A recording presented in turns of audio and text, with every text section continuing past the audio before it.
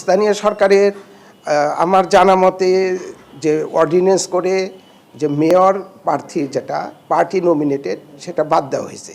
এখন পার্লামেন্ট বসবে, পার্লামেন্ট বসার পর এই বিল যদি বা এই অর্ডিন্যান্স যদি রেটিফাই হয়, এটা রেটিফিকেশনের বিষয় আছে, তাহলে সেটা ওইভাবে হবে। আর যদি এটা পরিবর্তন হয় বা আগের অবস্থায় ফিরে যায় তাহলে একরকম। আমরা we are waiting for parliament session. শুধু পার্লামেন্ট যখন বসবে এই আইনটাকে আমরা দেখব, যে আইন বর্তমানে অর্ডিন্যান্স করে পার্টি নমিনেটেডের বিষয়টা বাদ দেওয়া হয়েছে, সেটা যদি আবার ঠিক থাকে, এই আইনটা যদি পার্লামেন্টও ঠিক রাখেন তাহলে ওইভাবে হবে। আর যদি এটাকে আবার পরিবর্তন করে তাহলে অন্যরকম হবে।